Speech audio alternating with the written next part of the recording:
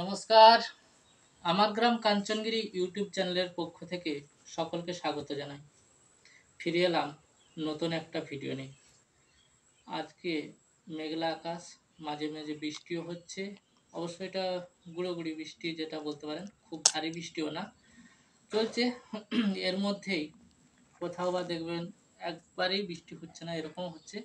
আবার কোথাও বা প্রাকৃতিক কারণে কিছুটা মানে বন্যার প্রকোপও দেখা যাচ্ছে। আমাদের ভারতবর্ষে এমন কিছু রাজ্য আছে যেখানে বন্যার প্রকোপ দেখা যায়। আবার এটাও ঠিক, কিছু অঞ্চলে অনাবৃষ্টিও দেখা যায়, বা আবার কোথাও খুব কম বৃষ্টিপাত হচ্ছে, সেখানে অনাবৃষ্টি বলা চলে যেতে পারে।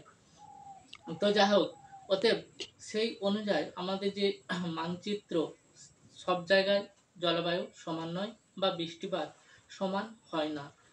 এখানে সেই জলবায়ু ঠিক ততটাই প্রভাব পড়ে। এবছর যেমন উত্তরবঙ্গে খুব ভালো বৃষ্টি হচ্ছে, সেই তুলনায় আবার আমাদের দক্ষিণবঙ্গে বৃষ্টির পরিমাণ খুবই কম, যার ফলে কৃষিজাত ফসল অনেকটাই ক্ষতি হচ্ছে। যে এই সময় যে ধান রোপণের কাজ, তা অনেকটা ব্যাঘাত ঘটছে বৃষ্টির অভাবে।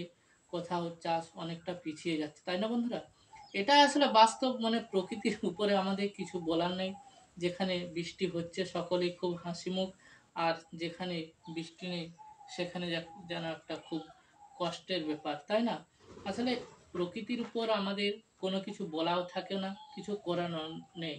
কিন্তু এটা ঠিক, প্রকৃতির উপর যা ঘটনা ঘটে তা আমাদের মেনেই নিতে হয়, কারণ এছাড়া আমাদের উপায় থাকে না। কারণ প্রকৃতির উপর তো আমাদের হাত নেই কিছু, আর এটা মানতেই হবে এবং মেনে চলতেই হবে। এতে কারো কিছু বলার নেই। আসলে যে যা বলুন না কেন, প্রকৃতির নিয়মে যা হয়ে চলে সেটা হতেই থাকবে। এতে কেউ কিচ্ছু আমরা করতে পারবো না।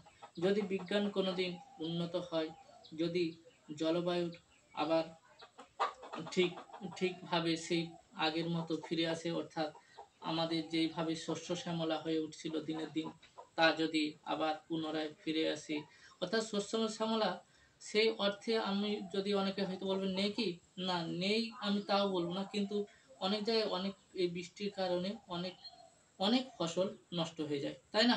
আজ এই পর্যন্ত, সকলে ভালো থাকুন, আবার পরের ভিডিওতে দেখা হবে।